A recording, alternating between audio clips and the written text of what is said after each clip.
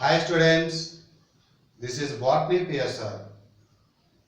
In the previous class, I explained about selection of transformed host cells.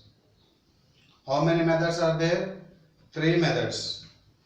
That is by using PBr 322 plasmid and next using beta gall enzyme, that is insertional inactivation. Third method using probes. Okay, so of those three methods we have to select the transformed host cells. Transformed host cells means the host cell with rDNA. Okay, if we select that transformants or transformed host cells, we have to place them transformed host cells in the bioreactor or in the test tube, that is in laboratory. Why we have to keep them? That means to produce the products, to produce the enzymes. So that means one desired gene is able to produce specific products, isn't it? So that desired gene, that alien DNA or foreign DNA is multiplied and so many number of transformants are obtained, isn't it? Now the subheading is obtaining the foreign gene product. That means from that foreign gene, from that alien DNA, we have to produce a product. We have to produce a product. Obtaining the foreign gene product. That means the transformant inside that transformed host cell, foreign gene is present. Alien DNA is present. By using that gene, we are able to produce the product. That is the concept. Okay, right. In almost all recombinant DNA technologies, the ultimate aim is to produce a desirable protein. That means from that desirable gene, from that foreign gene, what is the main aim? What is the ultimate aim? To produce a protein, mostly a protein. Some may be in the form of other products also, mostly protein. So the ultimate aim is to produce a desirable protein. Desirable protein means wanted protein. Next, if any protein encoding gene is expressed in heterologous host, it is called a recombinant protein. Where we are placing this desired gene?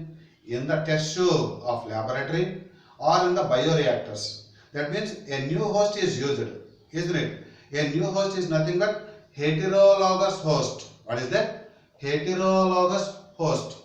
That means these desired genes has to be expressed in the test tube of laboratory or the bioreactors to produce a product. That is, a new host is used. That is, heterologous host is used. That type of protein, the obtained protein is so called recombinant protein. So, if any protein encoding gene is expressed in a heterologous host, that means the desired gene is able to produce a protein in a new host, it is so called recombinant protein. Why it is so called recombinant protein? Because that plasmid, for that plasmid, desired gene is attached, isn't it?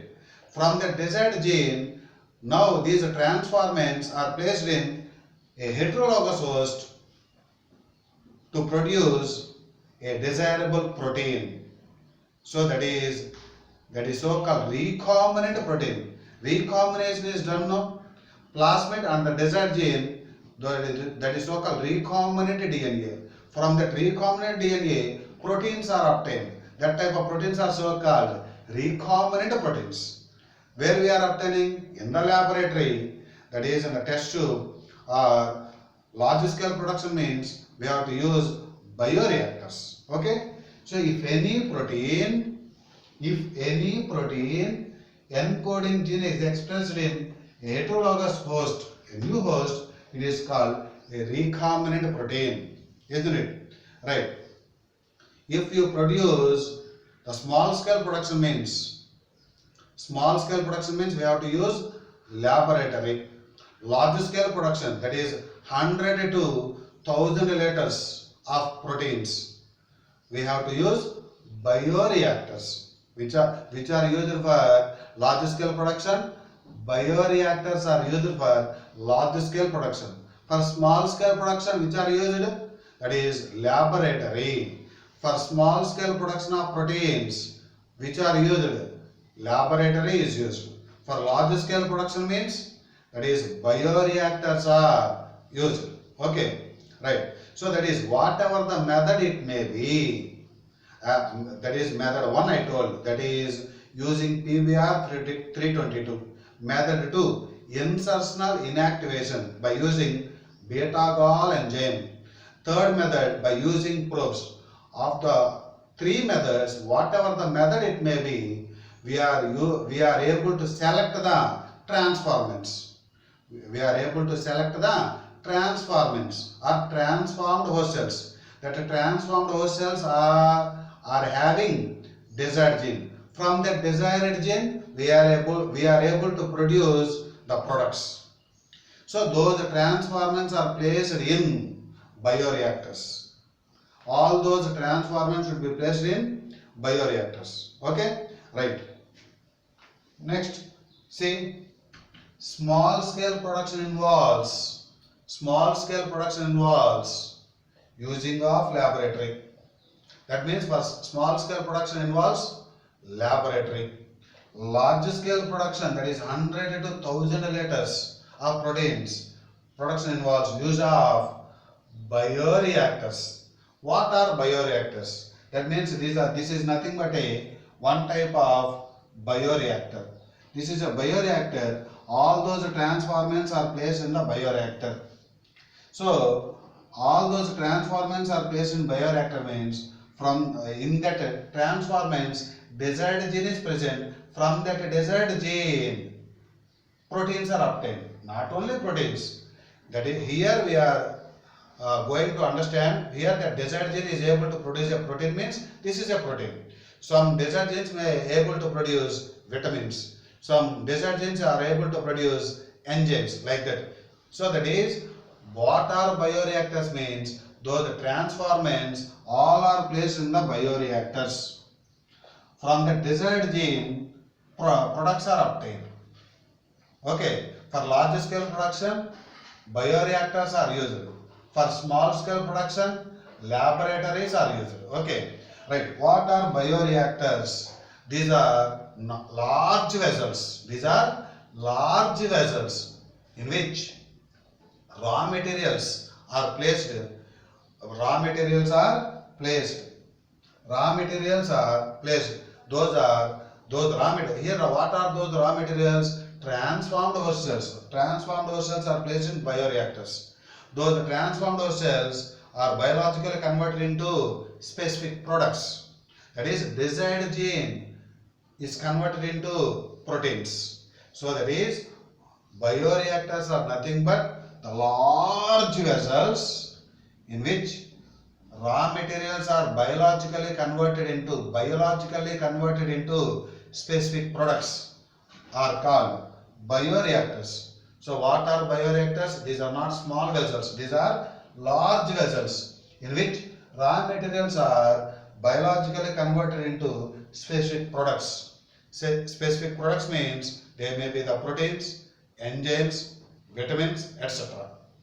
Okay, these bioreactors, the most commonly used bioreactors are which type? Stirring type. What is that? Stirring. Stirring means mixing. So the most commonly used bioreactors are stirring type. Very, very important point. The most commonly used bioreactors are of which type? Stirring type. Okay. So these bioreactors are of two types. Simple stirred tank bioreactor, sparged stirred tank bioreactor. So that is, this stirring type bioreactors are how many types? Two types. Simple and sparged. Sparged means scattered. Okay. So the most commonly used bioreactors are stirring type. These stirring bioreactors are of two types. One is simple, another one is sparged. Simple Another one is parched stirred tank bioreactor. Okay, right. So let us look at here. This is the diagram of bioreactor. This is acid or base for pH control. That is, this is the pH control system. And steam for sterilization. This is, it moves like this. It rotates. It is culture broth.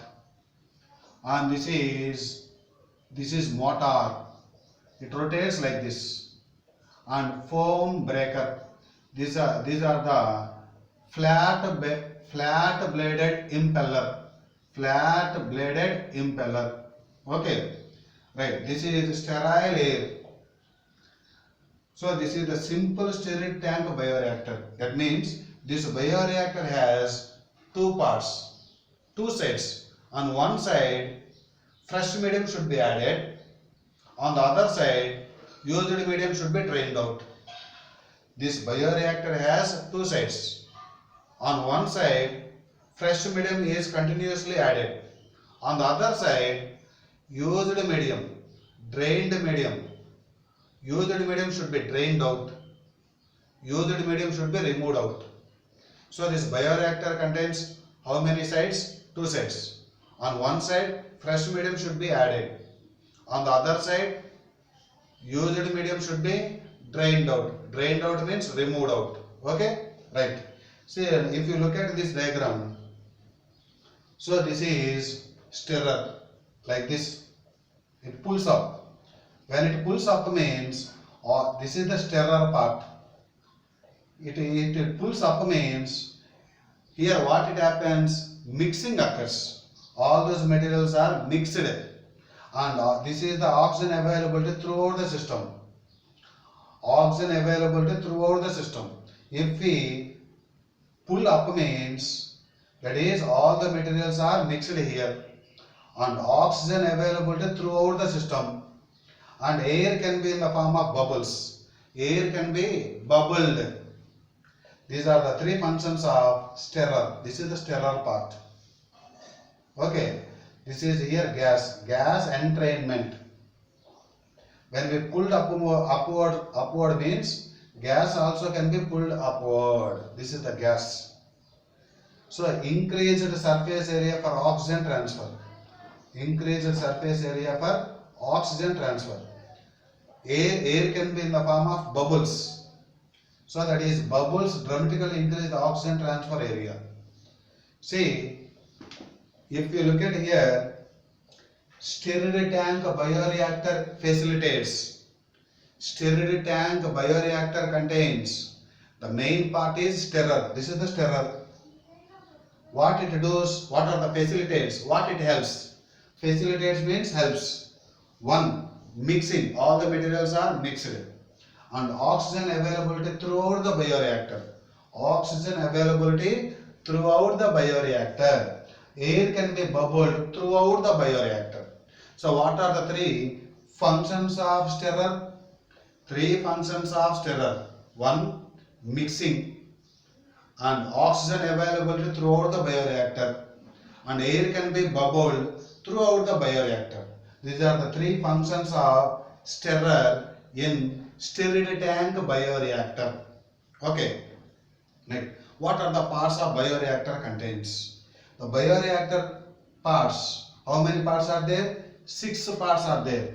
That is agitator system. Agitator means shaking, mixing. Agitator system, oxygen delivery system, foam control system, temperature control system, pH control system, sampling ports. How many parts of bioreactor contains? 6 parts. What are they? Agitator system, oxygen delivery system, foam control system, temperature control system, pH control system, sampling ports. Okay. So what is the use of the sampling ports means? Small volumes of culture can be withdrawn. Small amount of volumes can be, which are cultured, should be withdrawn periodically. Sampling ports, small volumes of culture can be withdrawn periodically. So which part is useful for withdrawn periodically in the form of small volumes of culture means we have to say sampling ports. Okay, right. Last.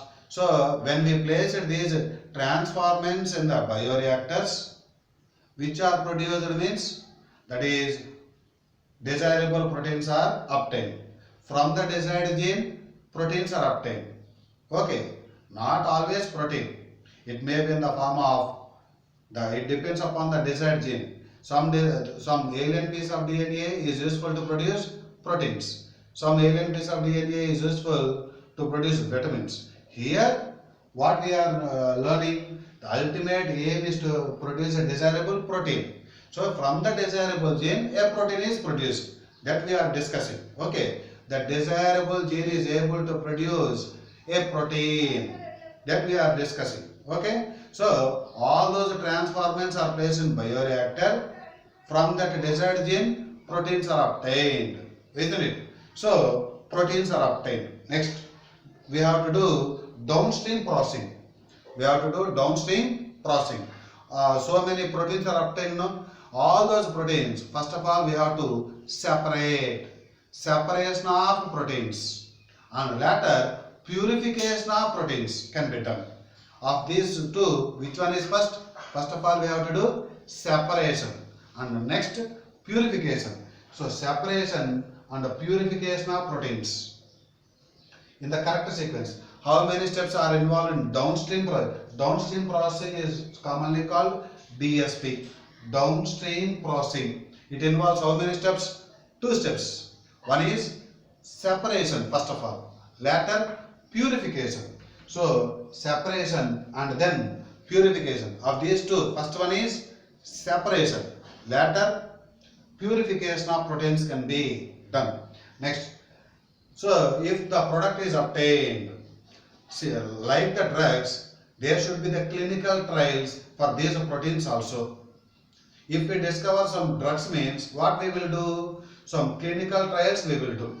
Similarly, for the obtained proteins also, we have to do clinical trials, whether those proteins are good or not.